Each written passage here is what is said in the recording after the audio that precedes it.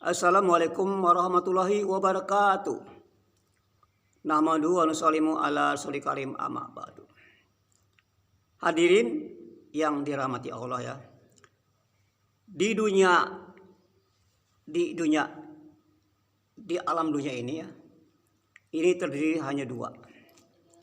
Yaitu Allah Khalik pencipta dan kita makhluknya yang diciptakan. Maka makhluk yang Allah ciptakan ini semuanya ini berhajat kepada Allah. Dan Allah nggak berhajat kepada makhluknya. Semuanya ini berhajat kepada Allah. Kita tidur untuk bisa bangun dari tidur berhajat pada Allah. Kita makan. Maksud makanan itu proses ke dalam perut kita memerlukan pertolongan Allah. Kalau kita mau berjalan menuju ke suatu tempat memerlukan pertolongan Allah. Jadi segala aspek apapun kita selalu berhajat pada Allah dalam setiap keadaan, selalu berhajat kepada Allah Subhanahu wa taala. Karena manusia ini adalah makhluk yang tidak daya upaya. Makhluk yang tidak bisa membuat apapun. Tidak bisa membuat satu apapun manfaat atau madarat. Gerak diamnya. Usaha atau ikhtiarnya semua ada di dalam kontrol Allah Subhanahu wa taala. Maka ketika Allah Subhanahu wa taala sudah menjadikan kita dalam alam rahim, disitulah Allah SWT menulis takdir yang kita akan alami. Baik celaka atau bahagianya, rezekinya, jodohnya, ajalnya, celaka atau bahagianya. Sudah tertulis ketika kita di alam rahim 4 bulan. Hadirin yang dirahmati Allah, kita sebagai hamba Allah Pak, ini punya tanggung jawab, punya hak-hak yang harus tunaikan hak kita kepada Allah. Karena hidup ini dua, ada hak kewajiban. Apa hak kita kepada Allah, apa hak Allah kepada kita. Ada kewajiban Allah, semuanya ada Pak. Maka tunaikan masing-masing hak-hak tersebut. Hak kita mengabdi pada Allah. Hak kita tidak menserikatkan Allah. Kewajiban kita tidak boleh kita meyakini kekuasaan, kehebatan selain Allah. Itulah kewajiban hamba kepada Rabb-nya. Bila mana hamba ini melaksanakan kewajiban, tanggung jawabnya ditunaikan si hamba ini, maka lakot halakna fi asani takwim. Maka manusia ini akan semulia-mulia daripada kejadiannya. Jadi manusia ini bisa melebihi kejadian martabat malaikat, atau manusia bisa lebih rendah daripada binatang yang merata. Tergantung apa yang dia mau usahakan atas dirinya sendiri. Maka usaha atas memperbaiki diri ini sangat penting Pak. Karena pada dasarnya manusia ini jahil. Manusia itu dalam keadaan fuqara. Manusia itu kemiskinan. Manusia dalam keadaan lalai. Bila kamu tidak ada yang menyampaikan peringatan, maka kamu ini keadaan jahil. Keadaan jahil yang nyata Pak. Jadi unsurnya kita ini Pak penuh kerusakan. Kecuali ketika kita masih dalam rahim bayi itu maka ada suci Pak. Lalu setelah dia berubah bayi itu menjadi dewasa, menjadi pergaulannya, maka berubahlah. Yang tadinya imannya sempurna pada Allah, yang tadinya dia yakinnya benar pada Allah si bayi itu, dia begitu yakin, dia begitu penuh dengan kepahamannya. Bahkan melebihi kepahaman orang dewasa. orangnya sudah dewasa. Tapi ketika dia bergaul, lingkungannya lah yang membawa dia berubah daripada kejahilan-kejahilan yang ada pada dirinya. Maka perlu diusahakan, Pak. Kalau perkara-perkara batil ini, Pak, ini datang sendiri. Tanpa ada usaha, diri kita nih, Pak, kalau kita nggak diusahakan ini, penuh dengan kekotoran lah. Maka perlu kita mandikan jasmani kita. Satu hari berapa kali mandi. Begitu Pak, kekotoran rohani kita juga sama. Kesirikan pada Allah melekat pada hati kita. Amal kita yang tidak sesuai dengan cara Nabi kita, itu suatu perkara kejahilan. Maka penuh Pak dengan berbagai macam kejahilan dalam diri kita. Perkara batin kita saja Pak, ini iman ini, keyakinan kita ini kadang-kadang Pak salah. Bahwa kita punya keyakinan kalau saya banyak uang bahagia. Kalau saya usaha sungguh-sungguh punya kedudukan tinggi saya akan bahagia. Ini keyakinan salah. Maka dalam mengartikan keyakinan yang lurus ini kita harus dipahami. Keyakinan lurus ini keyakinan hanya pada Allah. Yang tidak bercampur aduk dengan yang lain. Yang ngasih rezeki saya Allah. Yang ngasih sehat saya Allah, bukan obat. Yang berikan saya mulia Allah, bukan kena jabatan. Yang bikin sakit saya Allah, bukan kena penyakit. Ini yang harus diluruskan dalam keyakinan kita kepada Allah. Karena manusia ini dia hanya bisa berusaha. Maka usaha ini pun harus sesuai dengan usaha yang dicontohkan Nabi. Syariat, syariat ini harus benar.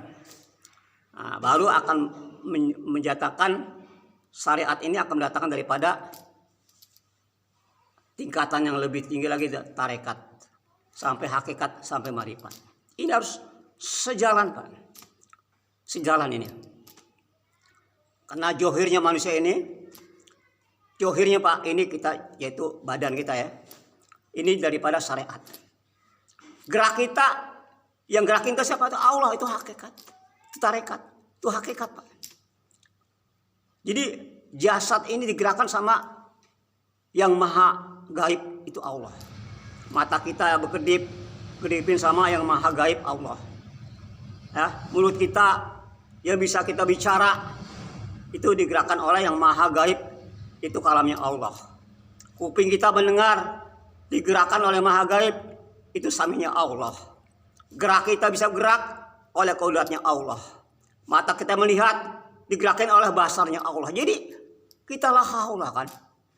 Kita tidak daya upaya, la haula wala quwata illa billahil aliyul azim. Inilah hamba, inilah manusia yang tidak bisa apa-apa, bukan apa-apa, dan bukan siapa-siapa.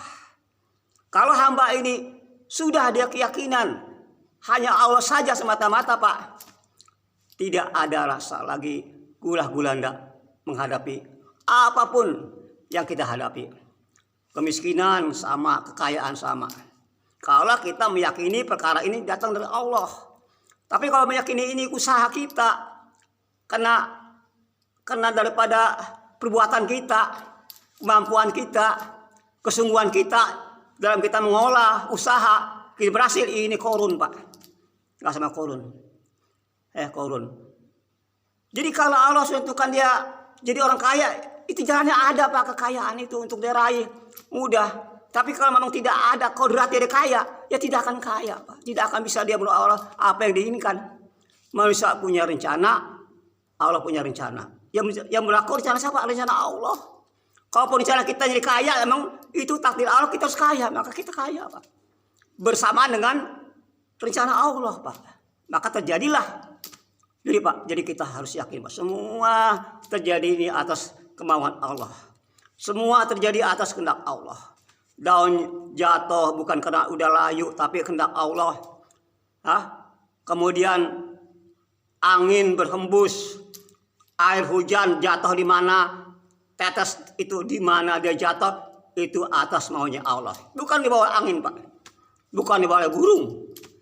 Bapak kemari datang ke saya bukan kehendak Bapak, tapi kehendak Allah. Saya ketemu sama Pak Makmun di pasar bukan kehendak kita, tapi kehendak Allah Subhanahu wa taala. La ilaha illallah, Pak. Ini Pak harus benar. Ketika Bapak benar yakin Bapak seperti itu, nanti Bapak ketika ditanya oleh malaikat munkar nakir, man rabbuka? Siapa Tuhan kamu? Rob saya ada Allah. Kita semua dari Allah. Semua datang dari Allah. Masalah dari Allah. Rezeki dari Allah. Maka dia mudah mengucapkan la ilaha illallah. Tapi kalau meyakini bahwa rezeki dari tokonya, sehat dari obat yang manjur, masya Allah. Ya, kemudian kekayaan karena usaha dia, tidak akan bisa Pak mengucapkan Allah sebagai Rabbnya. Nggak tahu siapa itu Allah. Karena bicara apa? Amal, Pak. Bukan yang bicara itu mulut, tapi amalan Bapak lah yang bisa dia akan bisa menjawab pertanyaan-pertanyaan yang diucapkan oleh malaikat munkar nakir. Nah, ini Pak. Kalau Bapak sudah amalnya benar Pak, soheh, maka amal Bapak pun akan baik ya.